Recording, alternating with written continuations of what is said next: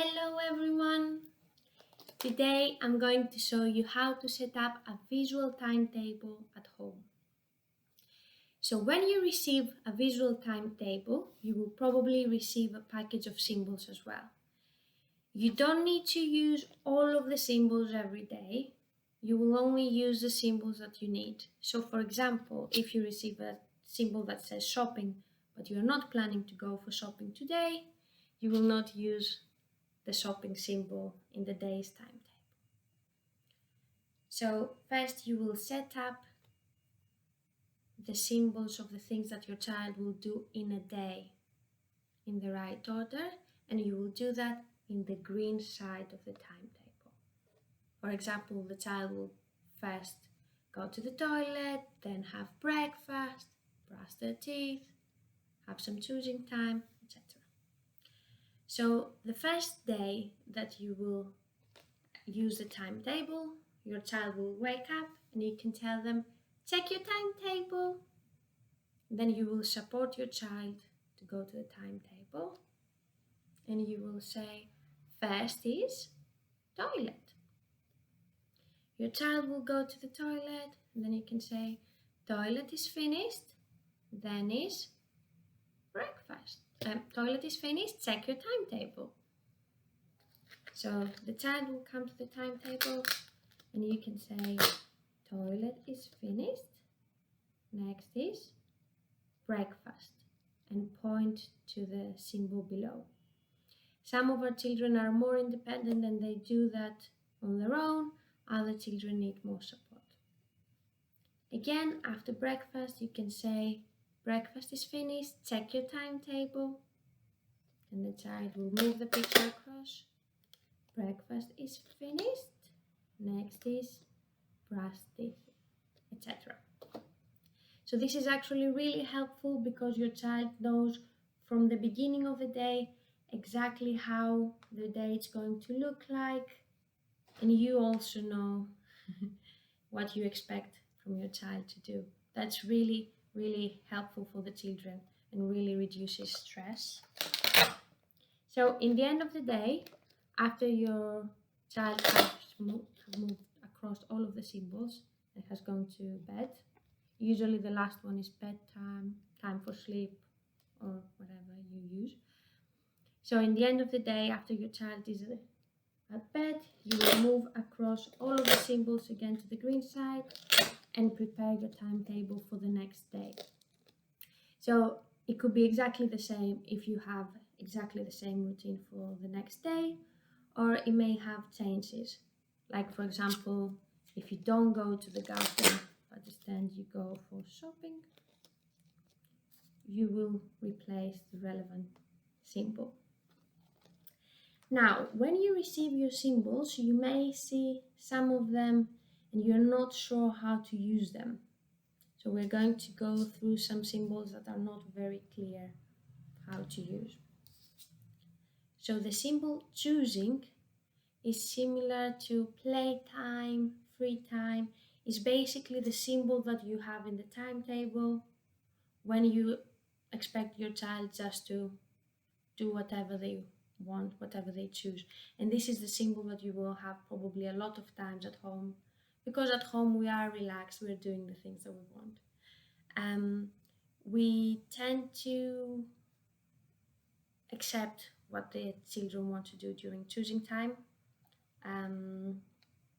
So it could be like playing with the iPad, being in the garden, playing with their toys, just walking around, anything.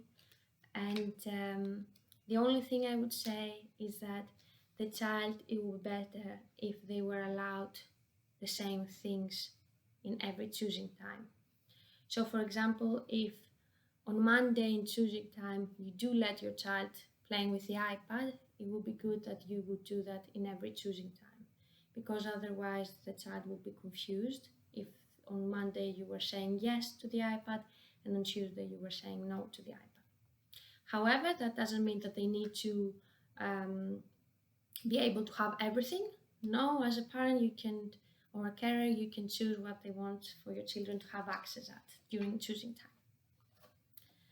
So another symbol is the symbol activity. Again, this, you may have a different symbol for that, that's fine. It could be work, it could be look and listen, it could be more symbols. I'm just showing you one generic symbol, which is called activity, and I use that for the children at home. So this is for the times that you actually want your child to focus to something with you.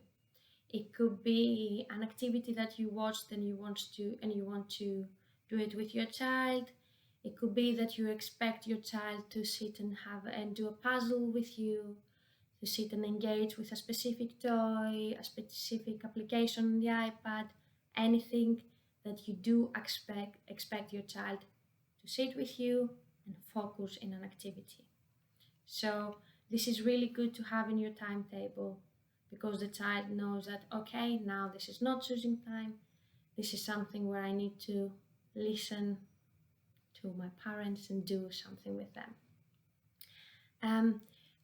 If you do that, I would say maybe be with your child and not have it as an expectation that your child will do something, will sit on their own and do maths or make a puzzle. Like, it's better if you are with them, because otherwise it may not work. Another symbol is the symbol something different.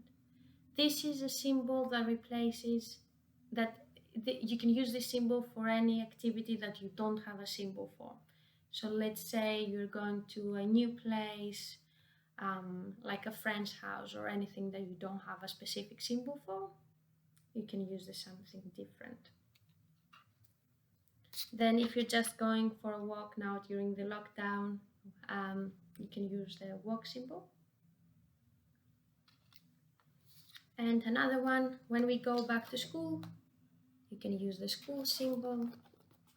So it can be toilet, breakfast, brush teeth, school, and when the child comes back from school, their timetable will go from there. Now, I had a question from a parent that was saying that my child wants to have the iPad all the time, or wants to eat a specific food all the time, which was a bit confusing because the parent wanted the child to have the iPad, but not all the time. So the child wasn't sure what's happening, because now I can have the iPad, but later I cannot, or now I can eat this chocolate, but now I can't. So it was a bit confusing from the child's perspective. So this is something actually that, like, you can find the timetable really useful to that, because if you have a case like this, you can actually timetable each time your child can have the iPad, the food, the park, whatever. So if I put the iPad again here and here, or each time, when your child is asking for the iPad again and again, you can say that, oh, you want the iPad, you can acknowledge that, that's fine. Let's have a look in your timetable. Let's see, oh, you need to brush your teeth, you have choosing, lunch, toilet, and then you'll have the iPad. So you're showing to the child exactly the times of the day that they can have the iPad. Same thing, so if you, like, in this case, basically you're not against your child anymore. You are with your child and you're just explaining them exactly the time that they're going to have it, and you're just blaming the timetable.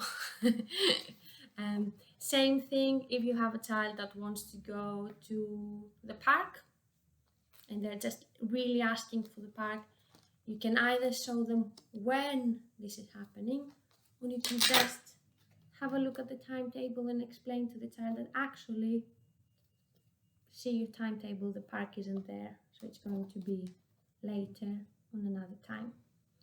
If you have any questions, you can email to the teacher of your class, and you can ask advices for specific issues. Thank you, bye!